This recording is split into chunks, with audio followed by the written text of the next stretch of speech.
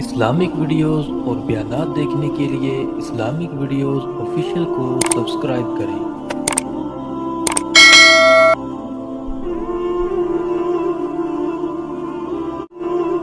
اور اسی طرح ایک دوسری حدیث کہ جس میں آپ صلی اللہ علیہ وآلہ وسلم نے ارشاد فرمایا کہ قیامت کے آنے سے پہلے کذابین آئیں گے،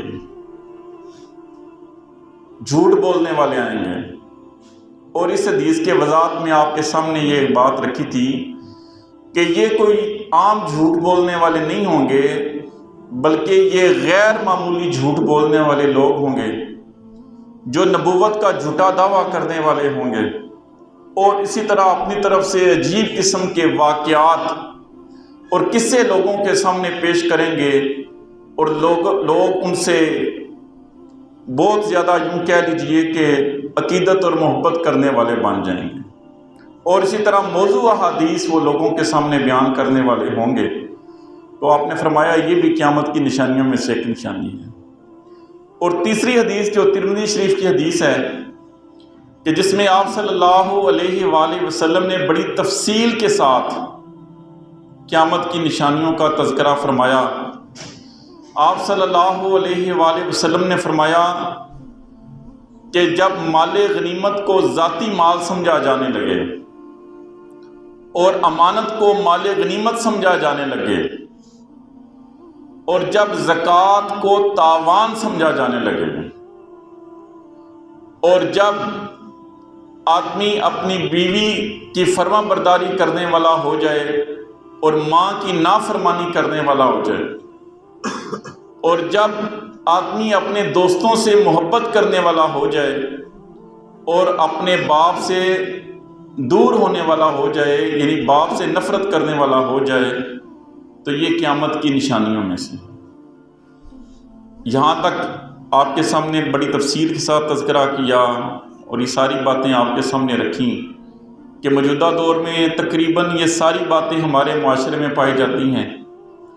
لوگ زکوٰۃ کو واقعی تاوان اور اپنے اوپر ایک قسم کی چٹی سمجھتے ہیں، اور یہ خیال کرتے ہیں کہ یہ ہم پر ایک قسم کا بوجھ ہے، اور جس طرح بنی اسرائیل والے ہیلے بہالوں سے اللہ کی حرام کی چیزوں کو اپنے لیے حلال کر لیتے تھے، اسی طرح ہم بھی ہیلے اور بہانے کے ذریعے سے اللہ کے اس حکم کو ٹالنے کی کوشش کرتے ہیں، اور اس کی کئی صورتیں ہم اختیار کر لیتے ہیں، اور خود ہی مفتی بن کے اپنے بارے میں فتویٰ دینے لگ جاتے ہیں کہ جناب مجھ پر تو زکوٰۃ فرض ہی نہیں ہوتی ہے، جناب مجھ پہ تو زکوٰۃ لازم ہی نہیں ہوتی ہے۔ زکوٰۃ کو اپنے اوپر تاوان اور چٹی سمجھنے لگ جائیں گے۔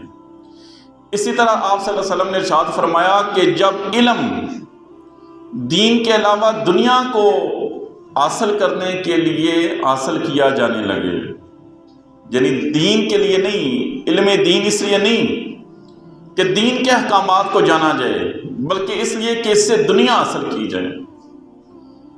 شارحین حدیث اس کی وضاحت میں لکھتے ہیں کہ مراد اس سے کہ جو دینی علم ہے وہ اس غرض سے سیکھا جائے کہ اس سے دنیا حاصل کی جائے۔ مقصد یہ نہ ہو کہ دین کے احکامات لوگوں تک پہنچائے جائیں، دین کی تبلیغ کی جائے، بلکہ مقصد یہ بن جائے کہ دنیا اس سے حاصل کی جائے۔ سامعین محترم، یہ جو آپ صلی اللہ علیہ وسلم نے نشانی بیان کی نا، اس پر غور و فکر کرنے کی ضرورت ہے۔ اس بات کے دو پہلو نکلتے ہیں۔ ایک پہلو تو یہ کہ جس کا تصویر ہمارے معاشرے میں ہمیں نظر آتی ہے کہ جو علماء کرام ہیں، جو دین کے ائمہ اور خطباء ہیں، ہمارے معاشرے میں تصویر یہ نظر آتی ہے کہ ہمارے لوگوں کا، ہماری انتظامیہ کا ان لوگوں کے ساتھ کو مالی طور پر اچھا تعاون نہیں ہوتا، اور ہم یہ سمجھتے ہیں کہ خیر ہے جناب۔ جب اپنی بات آتی ہے تو کہتے ہیں جناب لاکھ روپے میں بھی ہمارا خرچہ وہ پورا نہیں ہوتا، لیکن جب امام صاحب کی تنخواہ کی باری آتی ہے تو کہتے ہیں کہ جناب 15,000 بھی بڑے ہیں، اور چھوڑے نہیں بڑے ہیں 15,000 ہی، مولوی صاحب نے کرنا کیا ہوتا ہے؟ ان کی دفعہ 15,000 بھی بڑے ہیں، اور اپنی دفعہ وہ 1,00,000 روپیہ بھی کم ہوتا ہے، اور ہر بندے کے سامنے شکوہ کر رہے ہوتے ہیں کہ جناب ہماری پوری نہیں پڑتی ہے۔ لیکن مولوی صاحب کو اللہ تعالیٰ صبر دیتا ہے کہ وہ 15,000 میں بھی اپنا گزارا کرتے ہیں اور اس پر بھی اللہ تعالیٰ کا شکر ادا کرتے ہیں۔ یہ شاید دین کی برکت ہے، ورنہ ہم لوگوں نے کوئی کمی نہیں چھوڑی ہوتی۔ اس کا ایک پہلو تو یہ ہے، اور اس کا دوسرا پہلو، وہ پہلو کوئی اچھا پہلو وہ بھی نہیں ہے اچھا پہلو۔ میرا اس والے سے میں جو ابھی گفتگو آپ کے سامنے رکھوں گا، یہ کسی خاص فرقے کے بارے میں نہیں ہے، یاد رکھ لیجیے، اور میں ان فرقوں کے حوالے سے فرقہ بندی کا قائل بھی نہیں ہوں، اور نہ ہی میری سوچ ہے کہ کسی ایک خاص فرقے کی تبلیغ کی جائے، بلکہ ہمیشہ یاد رکھیے کہ جب بھی بات کی جانی چاہیے وہ دین کی بات کرنی چاہیے، دین کی تبلیغ کرنی چاہیے، کسی خاص فرقے کی تبلیغ نہیں کرنی چاہیے۔ ہماری سوچ یہ بن چکی ہے کہ ہم صرف اپنے فرقوں کی تبلیغ کرتے ہیں، ان کے جو نظریات ہیں وہ دوسروں پر ٹھونسنے کی کوشش کرتے ہیں، تو یہ طریقہ کوئی درست نہیں ہے۔ اور بعض اوقات ہم اپنے فرقے کے نظریات پر اتنا زیادہ جم جاتے ہیں کہ دوسروں سے ہم نفرت کرنے لگ جاتے ہیں، دوسرے فرقے کے ماننے والوں کو، جو اس فرقے پر چلنے والے ہوتے ہیں، ان کے ساتھ نفرت کا اظہار کرنے لگتے ہیں۔ حالانکہ سامعین محترم، سارے ایک ہی کلمہ پڑھنے والے ہیں، سارے ایک ہی نبی کی نبوت پر ایمان رکھنے والے ہیں، سارے ایک ہی قرآن پڑھنے والے ہیں، لیکن اس کے باوجود اتنی نفرت پیدا ہو جاتی ہے، تو اس کی بڑی وجہ بھی یہی بنتی ہے کہ جب بعض علماء کرام، یہ لفظ بعض کو آپ نے یاد رکھنا ہے، یہ نہیں کہنا کہ سب کا تذکرہ کر رہے ہیں، بعض علماء کرام وہ اپنی دنیاوی اغراض کو پورا کرنے کے لیے پھر وہ دین کو بیچنے لگ جاتے ہیں۔ جب وہ دین کی تبلیغ کرتے ہیں یا تقاریر کرتے ہیں تو ان کا مقصد وہ صرف دنیا حاصل کرنا ہو جاتا ہے۔ اور یاد رکھیے کہ اس حوالے سے جو حدیث بھی آئی ہے کہ جس میں نیتوں کا ذکر ہوا ہے، تو قیامت والے دن جو 3 بندے پیش ہوں گے نا، ان میں ایک سخی ہوگا، ایک شہید ہوگا اور ایک عالم دین ہوگا۔ تو باری باری جب اللہ ان سے پوچھیں گے، وہ اپنے کاموں کا تذکرہ کریں گے، تو کام تو یہ چھوٹے نہیں ہیں، اللہ کے راستے میں مال خرچ کرنے اس کی بہت زیادہ فضیلت ہے، اور اسی طرح اللہ کے راستے میں جان دینا اس کی بھی بہت بڑی فضیلت ہے۔ اس طرح لوگوں کے سامنے قرآن پڑھنا یا لوگوں کو دین کی باتیں بتانا، اس عمل کی بھی بہت زیادہ فضیلت ہے۔ لیکن جب اس عمل میں ریاکاری آ جائے، اس عمل میں دکھلاوا آ جائے، تو یاد رکھ لیجئے کہ یہ سارے اعمال وہ اجر سے محروم کر دیے جاتے ہیں، اور قیامت والے دن اللہ تعالیٰ حکم دے جائیں گے کہ لے جاؤ اس حافظ کو، لے جاؤ اس عالم دین کو، اور جا کے جہنم میں گرا دو۔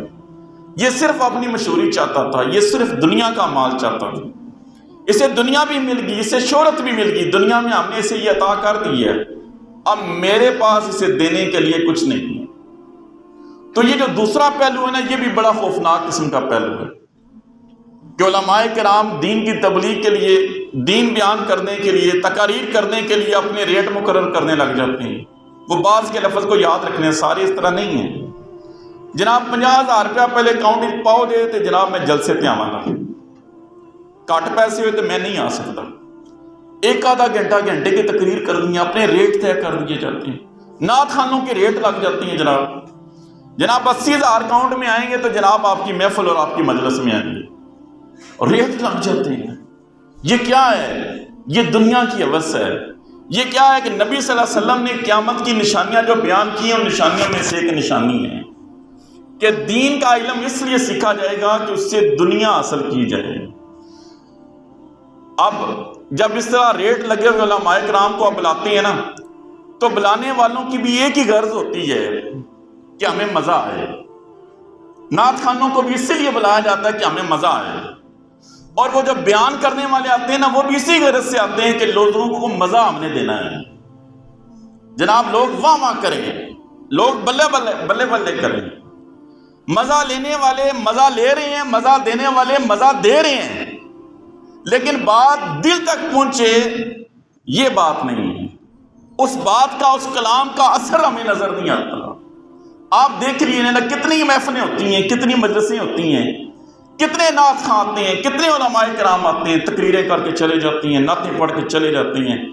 اچھا بتائیے سارا کچھ سننے کے بعد آپ کے مسجد میں کے ماحول میں کتنا فرق آتا ہے کہ آگے ہماری مسجد میں 10 بندے نماز پڑھتے تھے، اب جب جہاں ہم نے یہ محفل مجلس کرائی ہے نا، ہماری مسجد میں 20 بندے نماز پڑھنے والے ہو گئے ہیں۔ ایمانداری سے بتائیے کیا کوئی تبدیلی آتی ہے؟ کوئی تبدیلی نہیں آتی، اس لیے کہ سننے والے کی غرض ہوتی ہے مزہ لینے کی، سنانے والے کی بھی یہی غرض ہوتی ہے کہ ہم نے مزہ دینا ہے، ہم نے مزہ دینے ہیں اور ہم نے پیسے لینے ہیں۔ میرے ایک دوست کہتے ہیں کہ میرے ایک جاننے والے ہیں عالم دین، مجھے کہتے ہیں جی شاہ جی آپ کو لے کے چلنے، آپ کے علاقے میں میری تقریر آ گئی ہے، میں نے تقریر کر دی ہے ادھر جا کے۔ کہتے ہیں میں ان کے ساتھ چلا گیا، انہوں نے تقریر کی وہاں پر، اور وہ جو ایک طریقہ بنا ہوا ہے نا کہ علماء پہ وہ پیسے جو پھینکے جاتے ہیں، چلیں حوصلہ افزائی کی جاتی ہے۔ کہتے ہیں انہوں نے تقریر کی، نیچے ان کا ایک شاگرد تھا، وہ پیسے اکٹھے کر رہا تھا۔ پیسے اکٹھے کرنے کے بعد جب ہم واپسی بھی ہوئے نا، ان کے گھر آئے تو آ کے وہ پیسے گننے شروع کیے، تو کہتے ہیں اس کو بول کے کہتے ہیں دھیان کری پورے 10,000 نہیں، کہڑے 10,000 جڑے اتنے سٹے آئے انہوں نے حوصلہ افزائی کی۔ کہتے ہیں میں حیران رہ گیا کہ جب وہ پیسے گنے گے واقعی وہ 10,000 تھے۔ میں حیران ہوا کہ یہ تو تقریر کر رہے تھے، یہ تو بیان کر رہے تھے، انہیں کیسے پتا چلا کہ یہ 10,000 ہوں گے؟ وہ واقعی 10,000 تھے۔ کہتے ہیں میں بڑا حیران ہوا۔ تو جناب پھر اس طرح جب آپ بلائیں گے تو پھر ایسے بیان کرنے والے آپ کو ایسے ہی ملیں گے، پھر بات دل تک نہیں جائے گی، بات صرف مزے کی حد تک رہے گی، پھر آپ کو صرف مزہ ہی آئے گا، پھر بات دل تک نہیں جائے گی، نہ آپ کی آنکھوں سے آنسو نکلیں گے، نہ آپ کے کردار میں کوئی تبدیلی آئے گی، پھر یہی معاملات رہیں گے۔ تو سامعین محترم یاد رکھیے کہ یہ بھی قیامت کی نشانیوں میں سے آپ نے ایک نشانی بتائی ہے، وہ میں نے پہلے ایک پہلو کا بھی ذکر کیا، آپ نے اس کو بھی سامنے رکھنا ہے، اور یہ دوسرا پہلے اس میں نے بعض کا لفظ لگایا ہے، سارے علماء کرام نہیں، ماشاءاللہ ایسے بھی ہیں کہ جب دین کی بات کرتے ہیں تو آنکھوں سے آنسو جاری ہو جاتے ہیں، ماشاءاللہ ایسے بھی ہیں کہ جب تلاوت کرتے ہیں، نماز پڑھتے ہیں تو ان کی آنکھوں سے آنسو جاری ہو جاتے ہیں، ایسے بھی اللہ کے نیک بندے موجود ہیں، سب ایک جیسے نہیں ہیں، لیکن ہمارا رجحان کچھ اس طرح بنتا جا رہا ہے کہ ہم یہ چاہ رہے ہیں کہ بڑا شارٹ کٹ ہو، بڑا آسان سا راستہ ہمیں ملے اور ہم جنت میں چلے جائیں۔ دین کے تصور کو بڑا محدود کیا جا رہا ہے۔ یاد رکھیے کہ دین کا تصور محدود نہیں ہے، دین کے ساتھ محبت وہ صرف ایک مہینے کے لیے خاص نہیں ہے، دین پر عمل وہ صرف ایک خاص دن کے لیے بھی خاص نہیں ہے، بلکہ یہ دین اللہ تعالیٰ نے ہمیں دیا ہے، ہوش سنبھالنے سے لے کر مرتے دم تک اس پر ہم نے چلنا ہے۔ تو پھر یہ امید کی جا سکے گی کہ اللہ اپنی رحمت کے ساتھ، سب سے پہلے اس کی رحمت ہے، اپنی رحمت کے ساتھ اللہ ہمیں آخرت میں جزائے خیر عطا فرمائے گا۔ لیکن اگر یہ تصور کر لیا جائے کہ جناب خیر ہے، یہ مخصوص دن آئے ہیں، ان میں ٹھیک ہے اچھے کام کر لیے جائیں، اس میں ٹھیک ہے محفلیں کرا لی جائیں، اور یہ سمجھا جائے جب میری بخشش ہے ان میں پورا سال موجہ کرا خیر ہے، یہ غلط تصور ہے، یہ غلط سوچ ہے۔ اس سوچ سے اپنے آپ کو دور رکھیے۔ تو آگے نبی صلی اللہ علیہ وآلہ وسلم نے ارشاد فرمایا کہ قیامت کی نشانیوں میں سے ایک نشانی یہ ہے، یعنی اسی حدیث کا تسلسل آگے چل رہا ہے، کہ آپ نے فرمایا کہ قبیلے کا لیڈر وہ فاسق آدمی ہوگا، قبیلے کا لیڈر وہ فاسق آدمی ہوگا۔ سرداری کس کے پاس ہوگی؟ فاسق بندہ، فاسق کہتے ہیں جو کافر تو نہ ہو، کافر سے جو نچلا درجہ ہوتا ہے نا وہ فاسق کا ہوتا ہے، یعنی ہر قسم کا گناہ وہ کرنے والا ہوگا، وہ شرابی بھی ہوگا، وہ زانی بھی ہوگا، وہ بدکار بھی ہوگا، وہ کرپشن کرنے والا بھی ہوگا، وہ لوٹ مار کرنے والا بھی ہوگا، وہ لیڈر بن جائے گا قبیلے کا، فاسق آدمی۔ یہ نشانی بھی پوری ہوتی ہوئی نظر آ رہی ہے کہ نہیں نظر آ رہی؟ اور اس طرح آپ نے فرمایا کہ قوم کا لیڈر، پہلے قبیلے کا ذکر کیا، قوم کا لیڈر وہ کمینہ ہوگا، کمینے شخص کو لیڈر بنایا جائے گا۔ اور آپ دیکھ لیجئے کہ جو جتنے بھی چلے بعض سیاستدان کہ جن کو اپنا لیڈر اور رہنما سمجھتے ہیں، ان کی کرپشن کی کوئی انتہا نہیں ہے، ان کی لوٹ مار کی کوئی انتہا نہیں ہے، نام نہیں کسی کا لیتے، چلے مطلق بات کرتے ہیں، ان کی کرپشن کی کوئی انتہا نہیں ہے۔ سامعین محترم، ان کی 10 آنے والی نسلیں بھی کھائیں نا تو اتنا مال انہوں نے جمع کر لیا ہے کہ جو ختم نہیں ہوگا. لیکن اس کے باوجود دیکھ لیجئے عوام کا کیا حال ہے، عوام کا طرز زندگی کیسا ہے اور ان لوگوں کا طرز زندگی کیسا ہے. تو کیا فرمایا کہ قوم کا لیڈر وہ کمینہ شخص ہوگا. اور آپ نے فرمایا کہ لوگ شریر آدمی کی عزت اس غرض سے کریں گے کہ اس کی شرارتوں سے بچ کے رہیں. کمینے بندے کی عزت اس وجہ سے کریں گے کہ اس کی شر سے بچ کے رہیں. کہ کہنے ابا یہ بڑا بندہ ہے، ذرا بچ کے یار، اور ٹھیک ہے ذرا لیگ سلاگ کر لیا کرو، ٹھیک اچھے طریقے نال بول لیا کرو. بھائی جی بولنا ضروری ہے، تعلقات رکھنے چودھریاں نال ضروری نے، فلانے نال ضروری نے. کیوں؟ جے نہ رکھے تو جناب ذلیل کر کے رکھ سڑن دے، نہ رکھے تو جناب بے عزت کر کے رکھ سڑن دے. کس وجہ سے عزت کی جائے گی؟ اس کی شر سے بچنے کے لیے. یہ بھی قیامت کی نشانیوں میں سے ایک نشانی ہے. اور آپ نے فرمایا کہ گانے والیاں اور گانے باجے یہ عام ہو جائیں گے. گانے والیاں عام ہو جائیں گی، فنکارائیں عام ہو جائیں گی. ہر محفل، ہر مجلس جس میں آپ چاہیں گے آپ کے لیے بنانا کوئی مشکل نہیں. شادی کی محفل ہے، کوئی اور محفل ہے، برتھ ڈے کی محفل ہے، جناب بنا لیں، فلانی فنکارانوں بنا لو جناب، آئے ذرا جشن ہو جائے. اور جناب خوشی ہے، کوئی گال نہیں ہے، اپنی تو اجازت ہونی چاہیے نا، اجازت مانگنے لگ جاتی کہ جناب بلا لو، خیر ہے، کوئی گال نہیں. یہ بھی قیامت کی نشانیوں میں سے گانے والیاں اور گانے باجے، یہ ڈھول اور اس طرح کی جو چیزیں ہیں وہ عام ہو جائیں گی. میوزک جناب روح کی غذا ہے، روح کی غذا سمجھا جانے لگے. اور آپ دیکھ لیجئے کہ گانے سننا اب ہمارے لیے کوئی بہت مشکل نہیں رہا ہے. ہر بندے کی جیب میں موبائل ہے، گانے سننے، کوئی گانے باجے سننا اس کے لیے کوئی مشکل نہیں ہے. فلمیں دیکھنا اس کے لیے مشکل نہیں ہے. ہر بندے کی جیب میں بھی سینما آ گیا تقریباً. یہ موبائل آپ کے پاس کیا ہے؟ یہ چھوٹا سینما ہی ہے نا. پہلے کبھی کبھار کوئی بندہ جاتا تھا فلم دیکھنے کے لیے اور وہ چھپ کے جاتا تھا. اب ہر بندہ جب چاہے وہ فلم ہی دیکھ لے، جو گانا سننا چاہے، جس دور کا سننا چاہے، اس کے لیے وہ آسان ہو گیا. تو نشانی پوری ہو گئی ہے. اور ساتھ ہی آپ نے فرمایا کہ مسجد میں اونچی آواز سے باتیں کی جانے لگیں گی. مسجد میں آ گئی ہیں. مسجد کا ادب اور احترام تو یہ ہے کہ یہاں پر خاموشی سے بیٹھا جائے، اللہ کا ذکر کیا جائے. لیکن لوگ اونچی اونچی سے باتیں کرنا شروع کر دیتے ہیں، مذاق ٹھٹھا کرنا شروع کر دیتے ہیں، سیاست کی باتیں شروع کر دیتے ہیں، غلط باتیں کرنا شروع کر دیتے ہیں، لوگوں کی غیبتیں کرنا شروع کر دیتے ہیں. تو آپ نے فرمایا کہ یہ بھی قیامت کی نشانیوں میں سے. شرابیں عام پی جائیں گی. ٹھیک ہے، شراب حرام ہے اللہ کے دین اسلام میں. آپ نے فرمایا کہ شرابیں عام پی جائیں گی، لوگ کوئی پرواہ نہیں کریں گے. ہمارے یہاں بھی یہ جو ایلیٹ کلاس ہے آپ دیکھ لیجیے کہ ان کی جو محفلیں ہوتی ہیں، ان کی جو مجلسیں ہوتی ہیں، شکر ہے اللہ تعالیٰ کے کہ مڈل سٹینڈرڈ اور لو سٹینڈرڈ چلیں، وہ اس چیز سے بچے ہوئے ہیں. لیکن ایلیٹ کلاس کو دیکھ لیجیے، ان کی محفلوں، ان کی مجلسوں کو دیکھ لیجیے کہ وہاں پر شراب کو کوئی معیوب نہیں سمجھا جاتا، بلکہ اگر شراب نہ ہو تو پھر معیوب سمجھا جاتا ہے. تو یہ نشانی بھی وہ پوری ہوتی ہوئی ہمیں نظر آ گئی.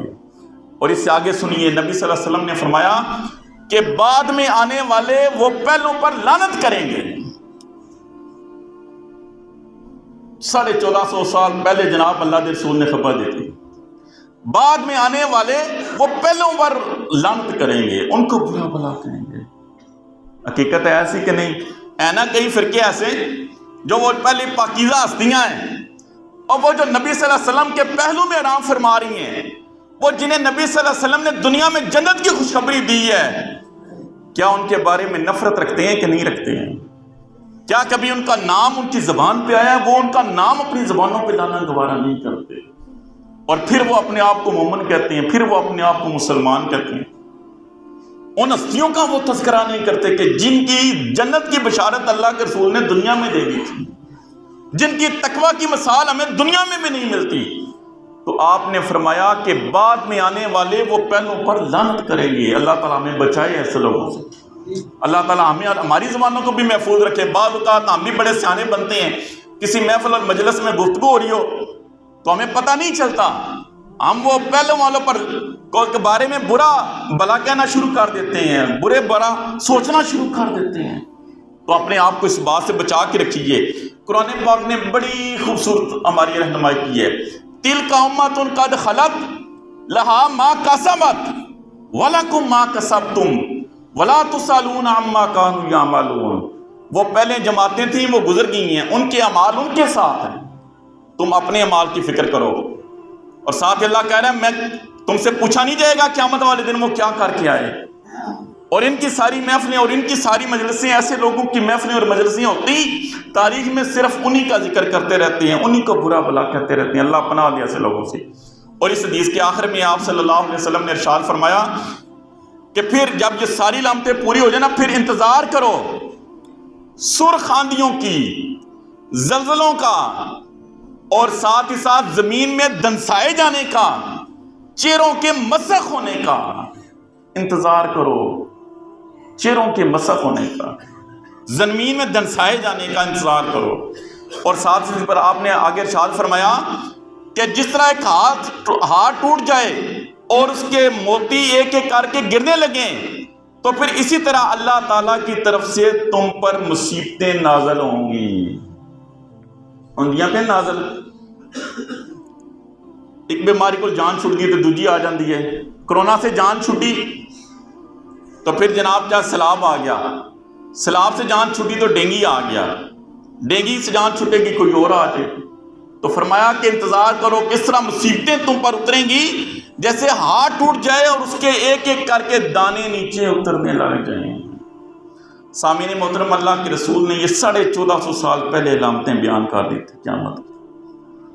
ہمیں غور و فکر کرنا چاہیے کہ یہ جو علامتیں آپ کے سامنے بیان کی ہیں، ہمارا شمار کن لوگوں میں ہوتا ہے۔ اللہ تعالیٰ ہمیں بچائے ان سارے فتنوں سے، یہ جتنوں کا ذکر کیا ان سب سے اللہ ہمیں بچائے۔ اور ان فتنوں سے آپ اسی وقت بچ سکتے ہیں کہ جب آپ اللہ کے قریب ہوں گے، اللہ کے قریب ہوں گے، اللہ کے رسول سے محبت کرنے والے ہوں گے، اور اللہ اس کے رسول کے ساتھ محبت کی بہترین مثال، بہترین اگر عمل کرنا چاہتے ہیں تو اپنے آپ کو نمازی بنا لیں۔ یقین کریں کہ اللہ بڑا کرم کرے گا، اللہ بڑا قرب آپ کو عطا کرے گا۔ اللہ عمل کی توفیق عطا فرمائے۔ وما علینا الا البلاغ المبین۔